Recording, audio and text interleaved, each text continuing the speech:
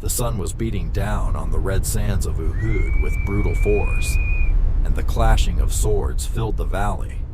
The Muslim army stood firm under the leadership of Prophet Muhammad, while the massive Meccan army advanced like a raging storm.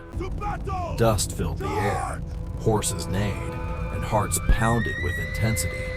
And on the edge of the field, one man watched everything in complete silence. It was Khalid ibn al-Walid.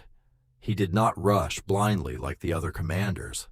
Instead, his eyes moved across the battlefield like a hawk searching for a flaw. The battle began. Swords collided, screams echoed, and suddenly, the tide of the battle turned in favor of the Muslims. The Meccan forces began to retreat. Some fled, and the dust was filled with the sounds of takbir. Many believed the battle was over.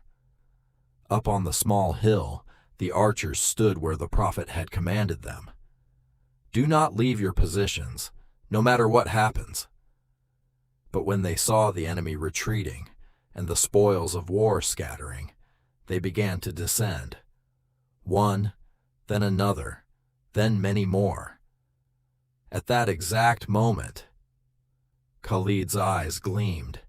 He gripped his horse's reins tightly, turned to his cavalry, and shouted with a voice like fire, "Now!"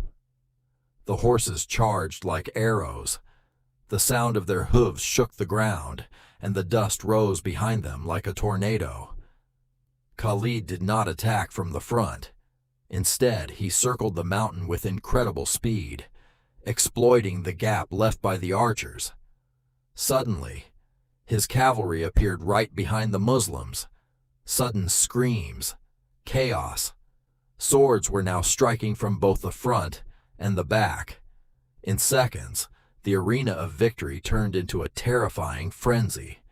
Some fighters didn't even understand what had happened. Horses broke through the ranks, dust blinded their vision, and men shouted, "They have surrounded us! They have surrounded us!"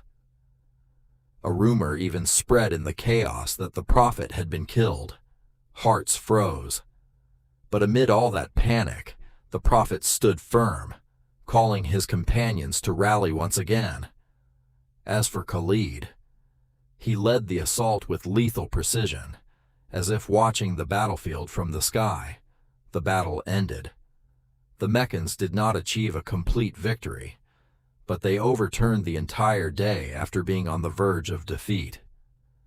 As for the commander who changed the course of history that day, only a few years later, he would embrace Islam.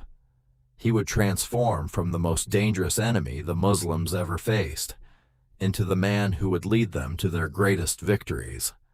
The man history would forever know as the drawn sword of God.